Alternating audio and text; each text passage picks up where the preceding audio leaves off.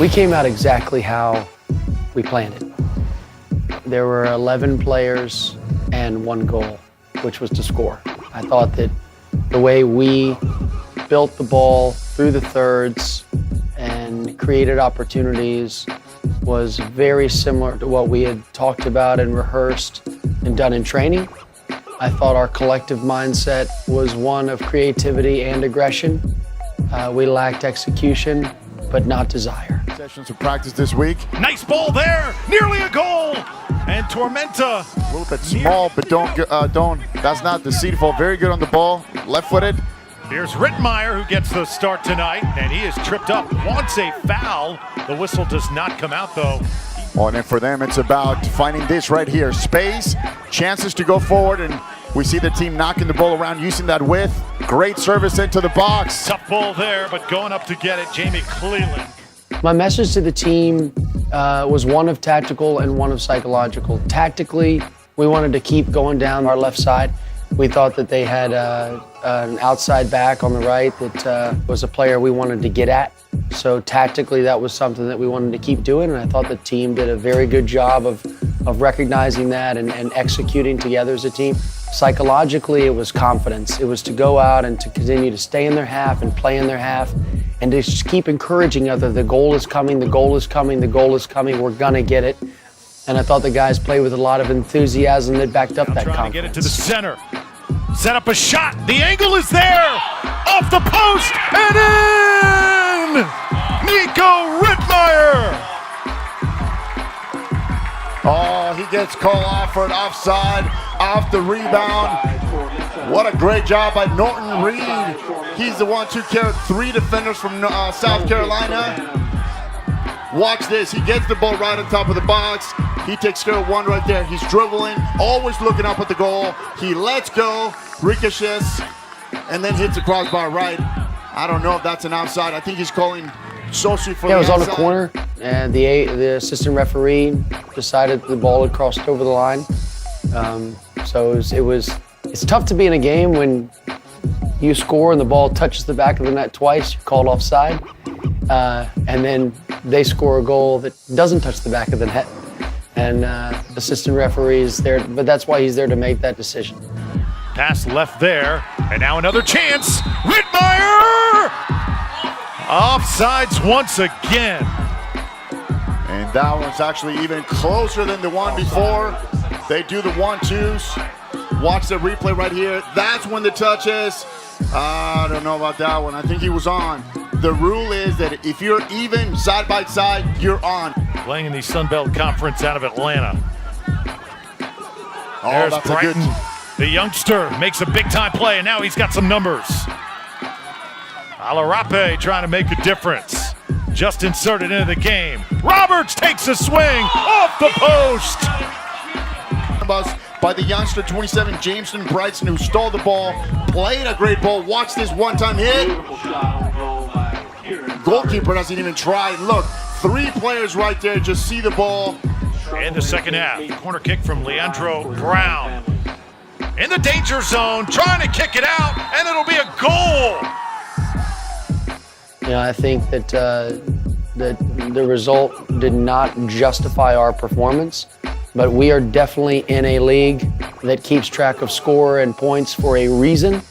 We needed 3 points, we didn't get it. We did everything, not everything, but most things right on the night except score that goal. I was encouraged with where we were through the thirds, but we have to execute. And the guys know that. I mean, they're all smart players. They know which piece of the puzzle is going to go in next. They counted us at a little bit over 2,000. I think that Heidi and David and their team, everybody getting the National Guard, reserves. Well, we had a couple Army Rangers. To have salute to service night was especially sentimental and special for me because my dad was 37 years active duty, 2 grandfathers active duty, 1 Navy, 1 Army. I have 2 brothers that are currently deployed right now. So that was really cool for me to see so many people in uniform. I grew up with that. And the fact that we have a club that honors our men and women serving our country and just said, hey, if you have an ID, you and your family can come in for free. I think that's awesome. That's some of the best parts about our country right here in Statesboro. That's what's cool. They've got the strategy, they've got the attitude tonight. The only thing they need is goals. Phantoms cut off again, the defense with Ayu Sosu. Great job by Tormenta. Goalie comes out, and he's going to get his hands on it just in time. That was nearly trouble. I told the guys to make sure they're telling themselves the right stories, meaning don't start telling yourself the wrong things, and don't start believing things that are not true, right? We lost because we didn't execute. We put the ball in the final third, probably more than 20 times we got in the final third for crosses, for shots, for corner kicks, for set pieces. We did a lot of things right. Tormenta with another good-looking run. This is what they practice all week long. Left-footed shot off the post. Rebound try. And it will be a corner kick for Tormenta, but another shot that should have probably found its way in the back of the goal. All the near goals. Still, the home team showing plenty of swag. Phantoms cannot establish any kind of an offensive flow. I did not want the players to say it was bad luck. I wanted the players to continue to own the process and to seek mastery in the process. So it was make sure we're telling each other the right stories, make sure we're paying attention to the right things.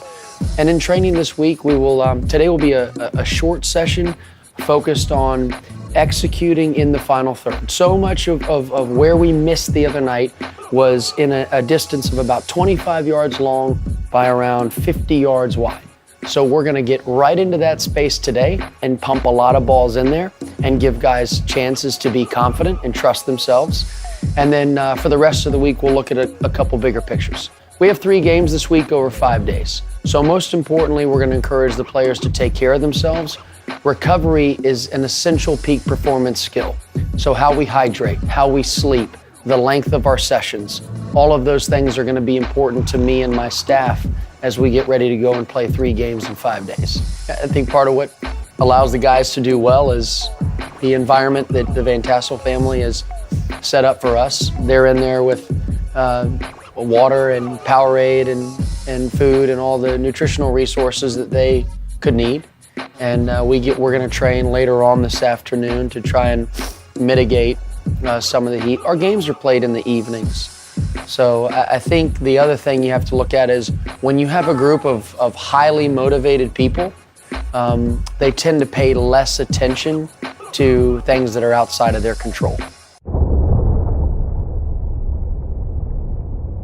I played at High Point University from 2008 to 2011, and Ben Freakley was the head coach of VMI during that time, and so I got to play against him while he was a coach. Michael has a great background as a player. He was a standout goalkeeper at High Point University, and I got to know him when he was a player. Ben was looking for an assistant coach, and at the time he was just the general manager. He was not the head coach and was just trying to find somebody to help out, and contacted a coach, and they referenced me, and then he called the head coach at High Point, and now I'm here in the borough.